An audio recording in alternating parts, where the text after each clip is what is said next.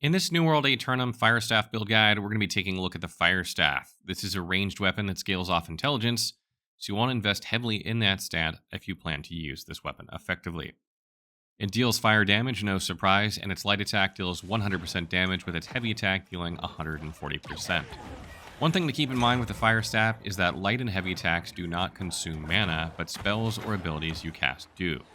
Early on, this can cause some mana issues, especially if you're frequently casting spells, so it's a good idea to stock up or craft mana potions and also take the spell-focused passive in the Fire Mage weapon tree that will help with mana management.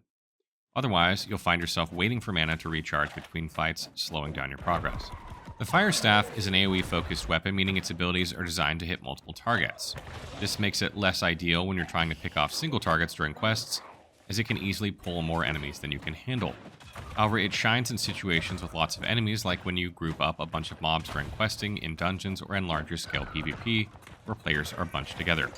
It's great for those situations, but not as efficient in one-on-one combat. The main reason is that using AoE spells to hit a single target isn't mana efficient, as they're designed to hit multiple enemies, and you'll eventually run out of mana in longer fights.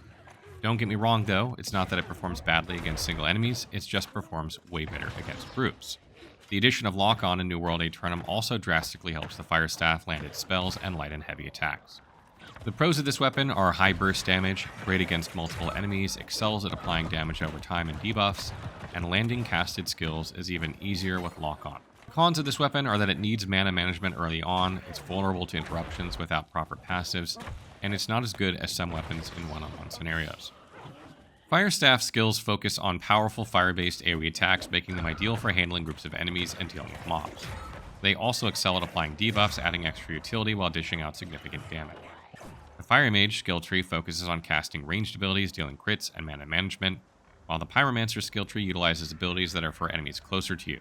It also focuses on debuffs that cause damage over time. Now let's dive into the Fire Mage skill tree first, starting with Pillar of Fire.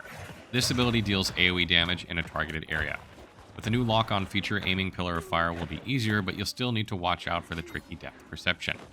Also, it has a high mana cost. Progressing this skill line allows you to deal more damage based on the smolder stacks that enemies have, as well as recover 15% of your max mana per hit. Next is Meteor Shower, a channeled ability that deals consistent damage over time by raining fire down in a 4.5 meter radius. Since it's a channel, you can be interrupted by enemy attacks, so you'll want to use it in situations where you're safe from harm, like standing on higher ground where enemies can't reach you, or hanging back in a dungeon while your tank holds aggro. It's also useful in PvP when enemies are grouped up. It's not great for solo questing unless your damage is high enough to quickly wipe out enemies before they interrupt you. Progressing this skill line grants you Grit, which prevents you from being staggered while channeling, as well as inflicting disease on enemies hit, reducing their healing rate.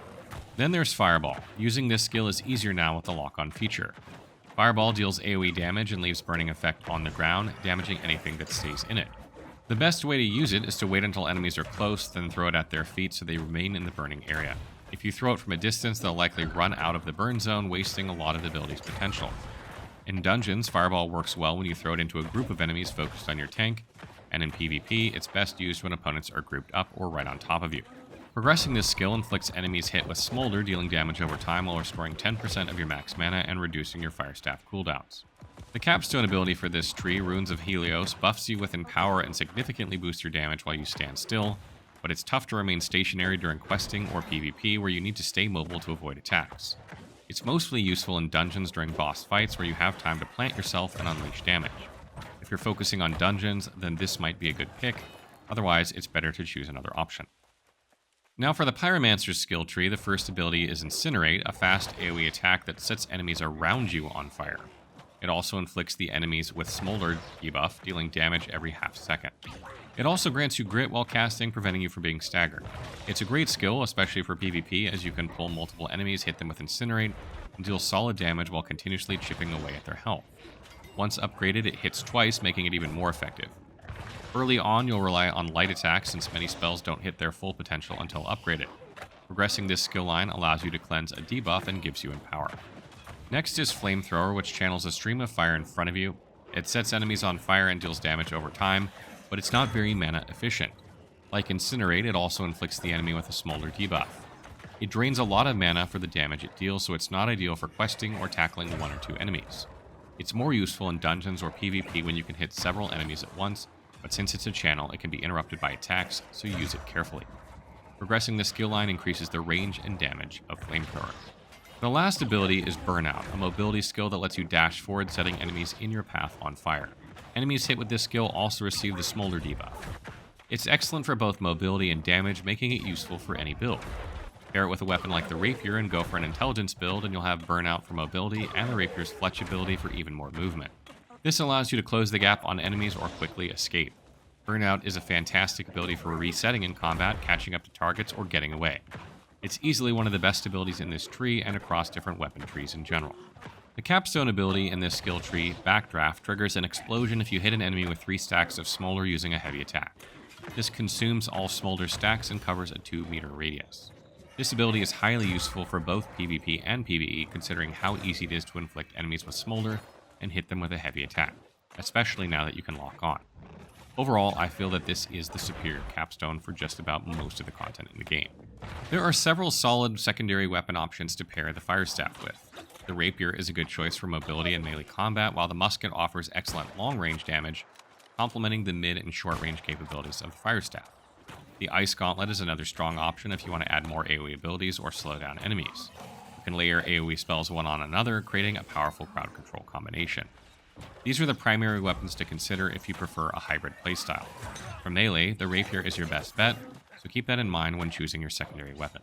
One important point, though, is that some weapons come with gem slots, allowing you to socket specific gems that make them scale with intelligence. This opens up more flexibility in your weapon choices.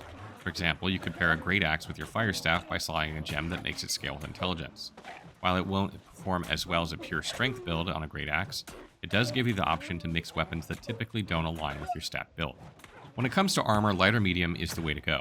Light armor provides a 15% damage increase and grants a dodge roll, which is great for creating space since the Firestaff is a ranged weapon. However, it comes with 10% increased crowd control duration. Maintaining distance is key, especially in light armor, as you want to avoid engaging in melee combat where you're more vulnerable. The dodge roll helps you create separation, allowing you to deal damage while avoiding hits. Medium armor, on the other hand, offers no damage boost, but also has no drawbacks. It provides more defense than light armor, making it a solid option if you want better protection while still retaining some mobility. Ultimately, both options help you manage distance and avoid damage, so your choice depends on whether you prioritize more damage or better defense, but for me personally, I'll always prioritize more damage. That wraps up our Firestaff build guide. I hope you guys enjoyed this one. Stay tuned as we have some more build videos for the different weapons of New World Aeternum. If you have any questions about the Firestaff, you can check out the wiki or leave a question in the comments. And I want to know if you're going to be playing Firestaff at launch, have you tried it? What do you think of it? Let me know in the comments below.